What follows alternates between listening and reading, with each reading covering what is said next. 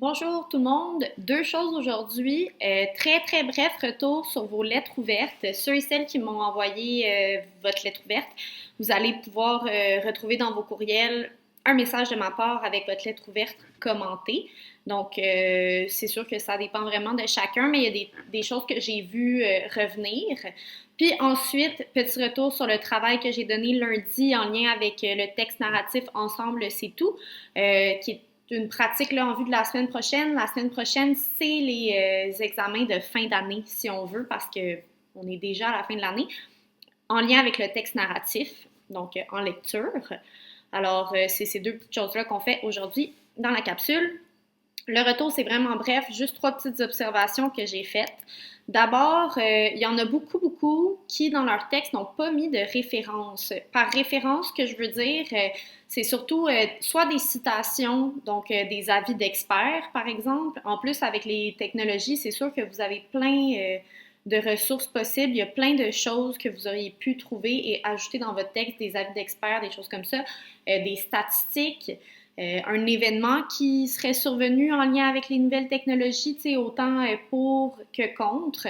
Donc, il y en a beaucoup qui développent leur argument, mais sans faire référence à aucune statistique, aucun avis d'expert. Ça, ce que ça fait, c'est que ça rend votre texte moins crédible. L'argument, il vient seulement de vous, vous êtes un élève de secondaire 4 du collège Charlemagne. C'est sûr que votre avis peut facilement être contesté. La meilleure façon de le rendre plus fort, votre argument, mais c'est en citant des vrais experts. Là, parce que vous, malheureusement, vous n'êtes pas encore des experts là-dessus, bien que vous viviez avec les technologies. Donc, c'est correct de parler de ses propres expériences, mais il faut quand même faire référence à des recherches, à des faits, à des trucs qui sont vrais, véridiques et vérifiables. Donc, c'est ce qui va donner de la crédibilité à votre texte et c'est ce qui va rendre votre argument beaucoup plus difficile à contredire. Ensuite, faites des liens entre vos propos. Il y en a beaucoup qui vont répondre à la question puis qui vont un peu tout me dire, là, juste d'un coup, vous allez tout énumérer vos exemples, tout ça, sans vraiment faire de lien entre ceux-ci.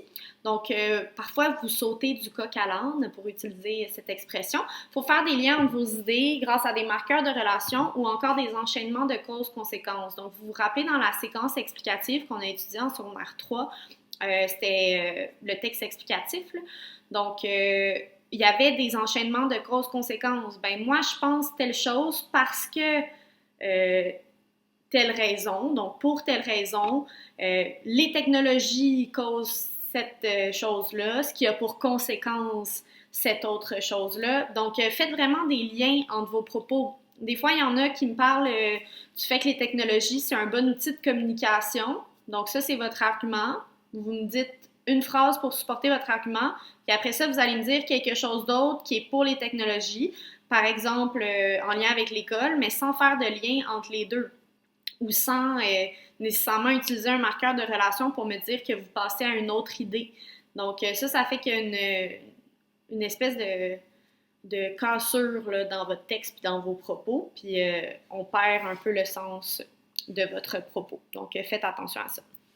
Puis finalement, n'oubliez pas de mettre des procédés argumentatifs. C'est avec des exemples, des questionnements, des citations, des définitions que vous allez encore une fois rendre votre texte plus fort, plus crédible.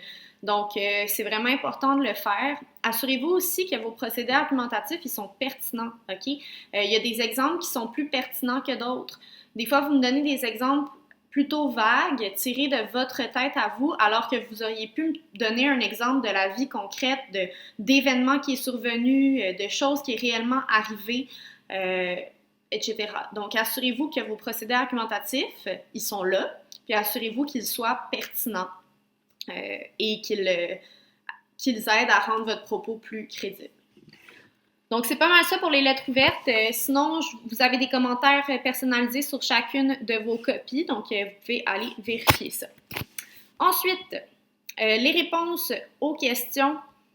Alors, les questions en lien avec Ensemble, c'est tout. Je vous rappelle que c'est super important de faire cet exercice-là, même s'il n'est pas utilisé pour la bonification.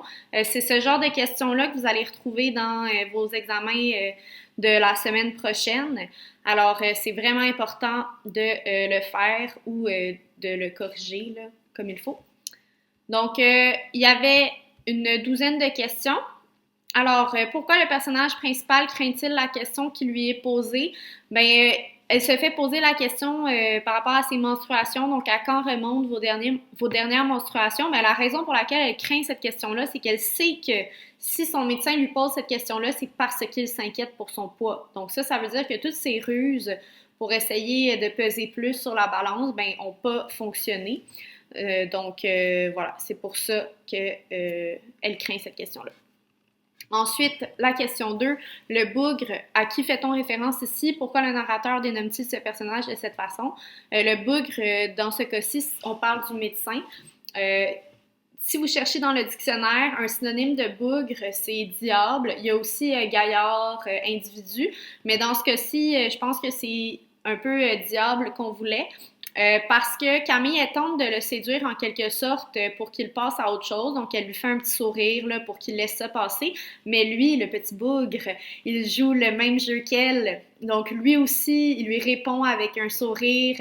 Il lui fait le même traitement. Donc, ça la désarme. C'est pour ça qu'elle est un peu frustrée Elle est un peu fâchée contre lui parce qu'elle s'est fait avoir à son propre jeu. Donc, c'est pour ça qu'elle le dénomme ainsi.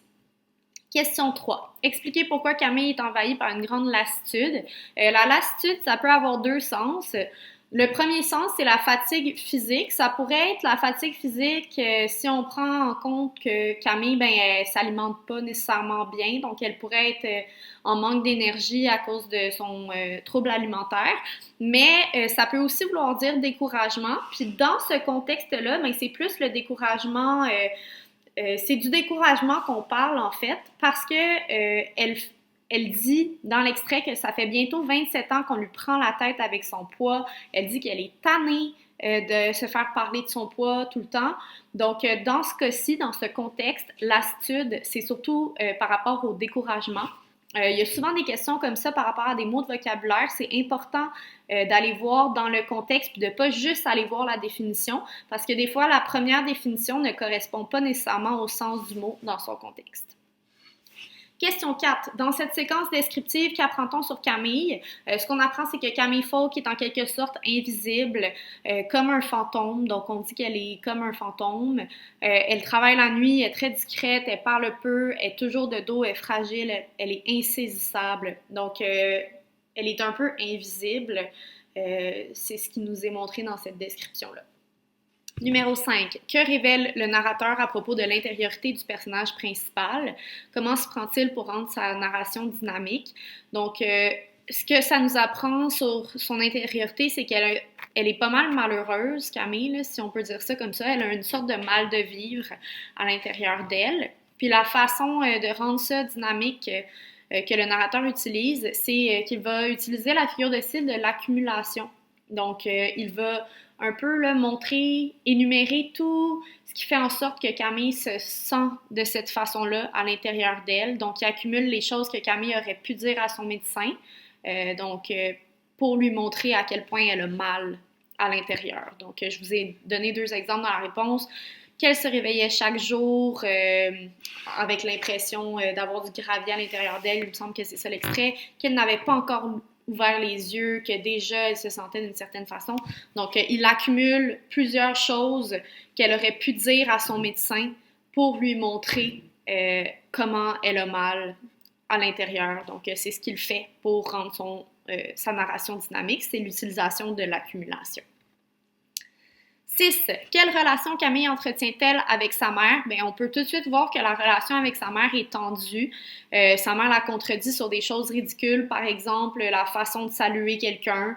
Elle lui dit « tu m'embrasses pas », puis elle lui dit « ah, moi je suis pas n'importe qui », tout ça. Également sur l'esthétique du restaurant. Donc Camille, elle dit que c'est joli, probablement juste pour avoir quelque chose à dire à sa mère, puis sa mère elle lui dit tout de suite que c'est affreux.